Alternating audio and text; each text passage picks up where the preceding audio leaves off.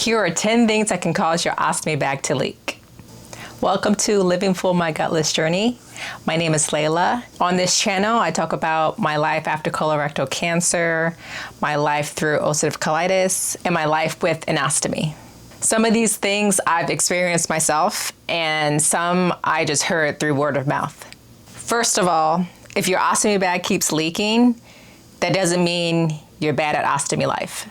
Leaks happen. They've happened to me plenty of times. Sometimes your bag just malfunctions. Sometimes it just happens. But here are 10 things that may help mitigate the risk of your bag leaking.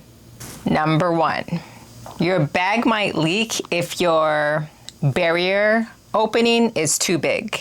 When you're cutting your flange, the hole that you cut, you might be cutting too big, and that can cause your ostomy bag to leak. If it's not snug around your stoma, that means output can get in your skin and get underneath the barrier or underneath your flange. It is important to measure around your stoma.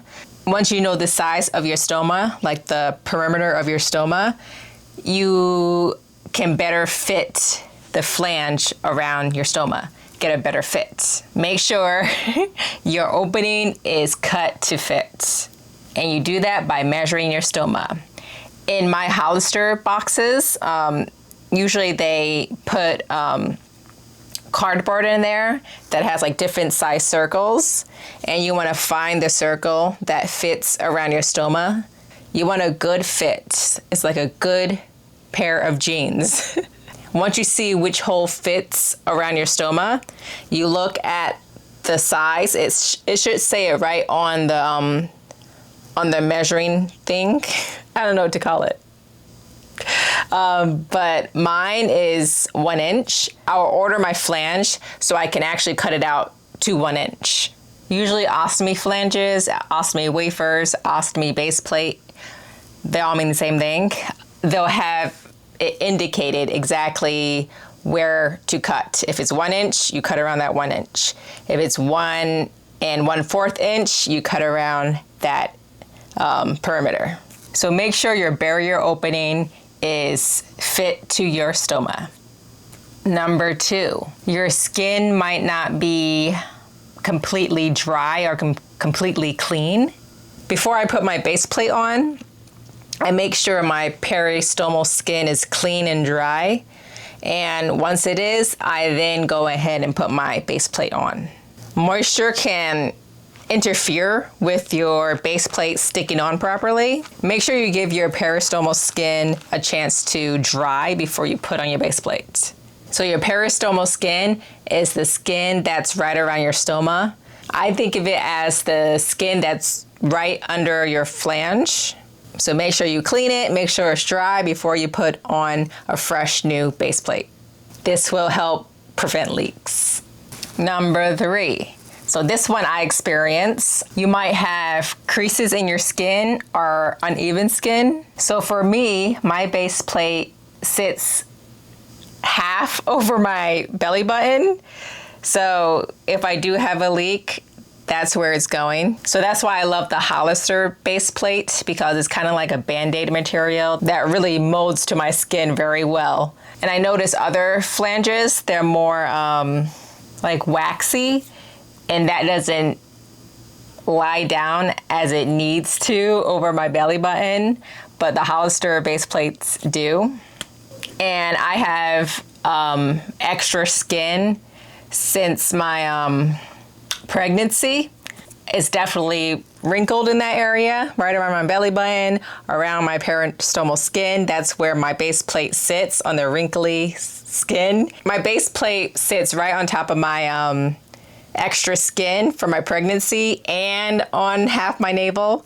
So it's just not an even surface. So I'm very aware of that. So that's why I love my Hollister base plate. For that reason, it sits so well on top of my uneven skin, which helps prevent leaks.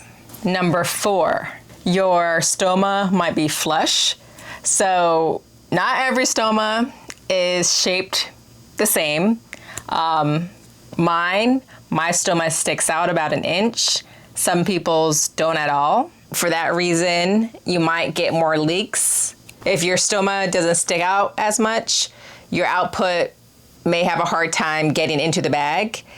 And when the output does come out, it might go more on your skin instead of dropping like into the bag. So that can cause leaks. If you do have a stoma that's retracted, you might want to get a flange that is convex, meaning that it's curved outward.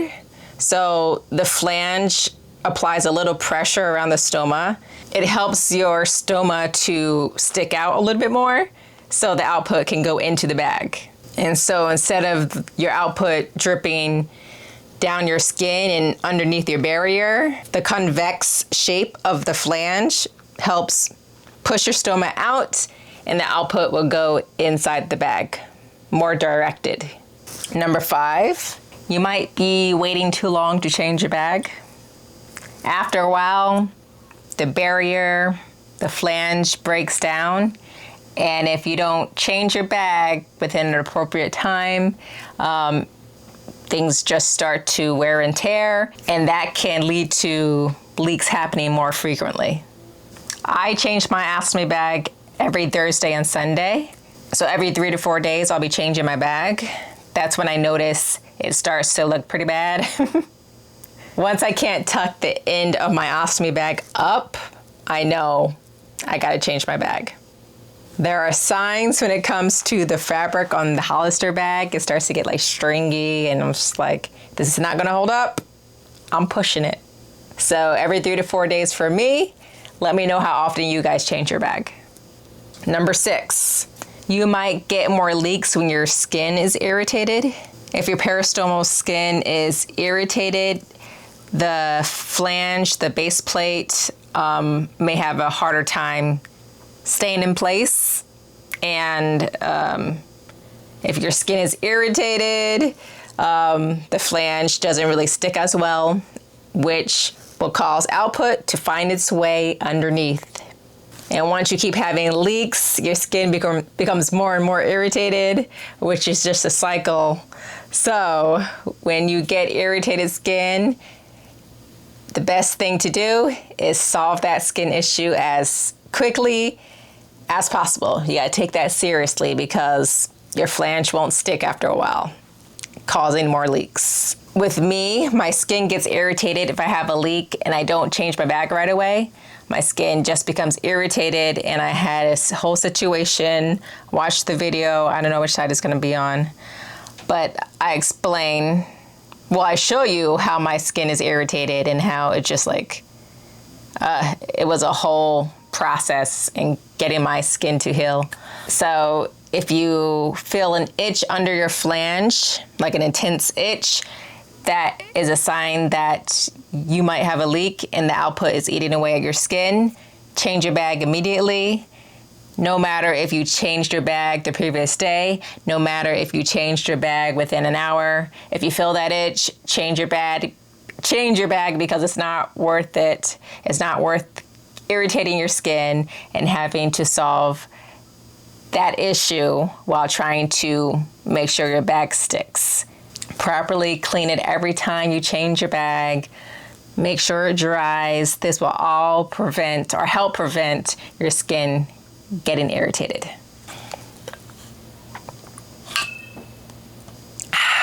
Stay hydrated, especially ileostomates. Number 7, you might be using too many products. I use ostomy powder, I use skin barrier spray, and sometimes I'll use Flonase to help keep my skin from getting irritated. But ostomy powder, let's talk about that. I use a thin layer of ostomy powder right around my stoma, and that's it. I only use a little bit and keep it pushing. A little bit goes a long way. If you use too much ostomy powder, the flange might not stick as well, right? But you gotta keep it light. You might wanna dust away the powder. You just wanna make sure your flange sticks to you. So less is more. Don't overdo it. Get that flange to stick. Number 8, your body might just have changed. Maybe you gained weight, you lost weight, your stoma might have become bigger, might have shrunk. For me, my stoma has been 1 inch for months now. After my surgery, it was maybe twice as big. It was swollen. But a few weeks later, it just went down. It just went down to 1 inch, and it stayed that way. But that might not be true a few years from now. That's why it's important to keep measuring your stoma. You don't want your barrier opening to be too snug or too loose. Just make sure you're measuring your stoma every once in a while, especially if you notice that your body has changed and you're realizing, wow, why am I having so many more leaks? That might just be a quick fix. Number 9, your output might be thinner or more watery. When I was juicing, I noticed that my output was way thin. And even though I didn't get a leak under my base plate, I did get leaks right at the bottom of my bag, like where the neck of my ostomy bag is. So that was frustrating. Like, water just finds its way in and out of everything. And if your output is watery, if it's more watery, it might get under your flange easier. So just monitor what you're eating. I noticed for me, if I juice, my output is more watery. And I have an ileostomy, so people with ileostomies, their output is just naturally thinner. So you might want to eat like breads can thicken up your output. Applesauce can do the same.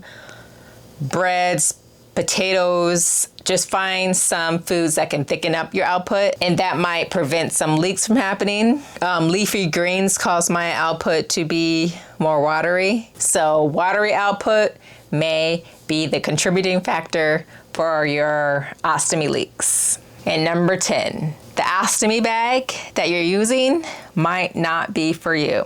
Just like I was saying, my Hollister base plate suits me very well because it has that Band-Aid material that just molds to my skin, molds to my creases, molds to my belly button. It just fits me. And that might be the same for you. You might be having this bag or this flange that just doesn't work for you.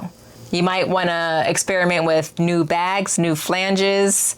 You can contact ostomy suppliers. They might send you some free samples so you can test out different bags. So finding that perfect bag for you may help prevent leaks for you in the future. So those are my 10 things that can cause an ostomy bag to leak. But just know leaks happen. It might just be a mystery sometimes.